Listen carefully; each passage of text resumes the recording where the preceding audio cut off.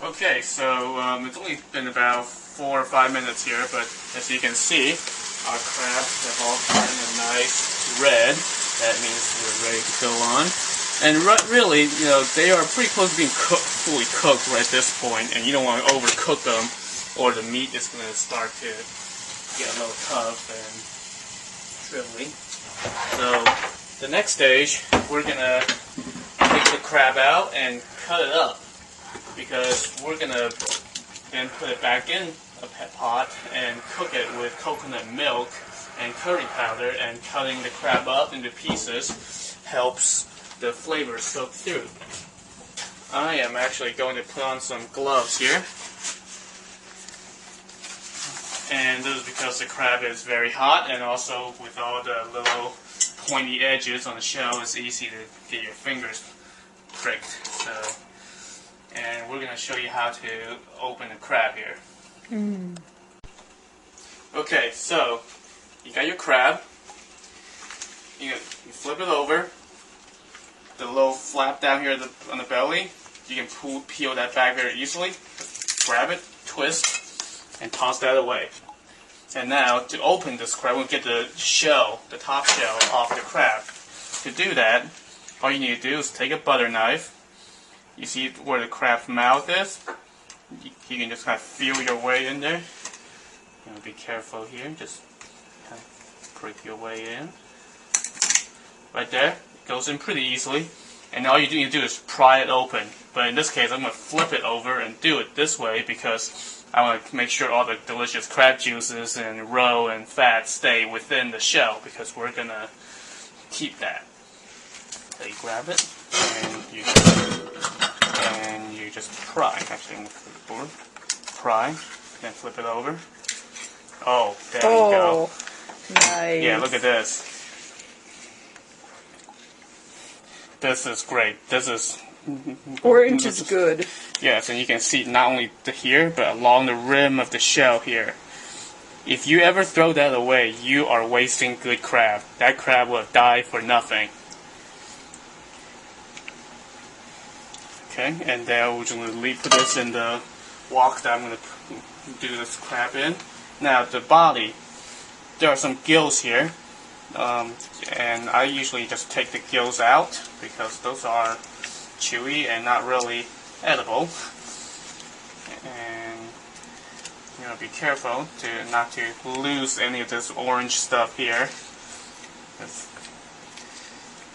And then, all right. Oh, let's keep that. See, keep that in there. Now I'm going to take my cleaver here and just go right down the middle. There. Split the crab in half, and in it goes. And now I'm going to do the other 5 the same way. Okay, so now that I've cut up all the crabs, I put them into a wok here, along with all the ingredients that were left over from the saute pan, the lemongrass, garlic, onions, and all that good stuff. So now I'm going to add 2 cans of coconut milk. And this is regular, thick coconut milk, not the light stuff.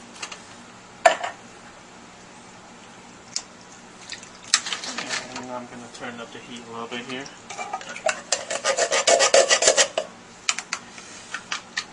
So what you want is the liquid to kind of cover at least part of the crab here, so that they're submerged and they can soak up that coconutty flavor. And you can see that we got some really nice orange roe here. And when that gets cooked in the coconut milk and the curry powder, this is going to be really, really good. And then we're going to add curry powder. Now the recipe that we started from originally called for 1 teaspoon, but after having cooked this dish quite a few times, we found that we always err on the side of too much curry paste, too much curry powder, which is never a bad thing. But so you kind of just tweak this to your own taste here. We got about 3 teaspoons here. So we're just gonna add that in there. Get it all over the crab.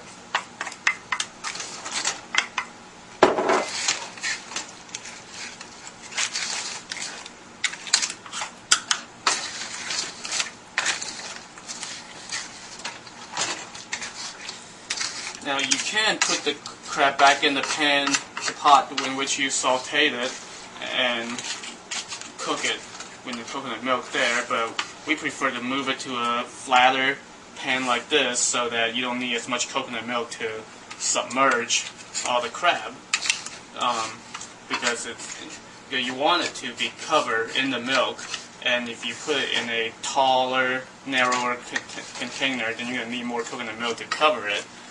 And if you put too much coconut milk in there, it's going to cancel out some of the kick from the curry powder.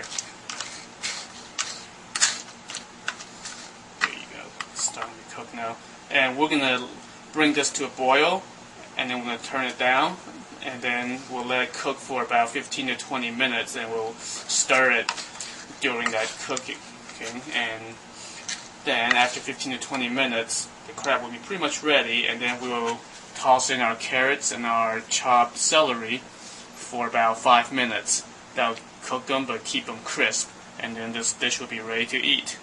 And this will conclude the part of the show where I know what I'm doing, because we're going to be cooking the razor clams next, and I've never cooked razor clams, so that'll be interesting.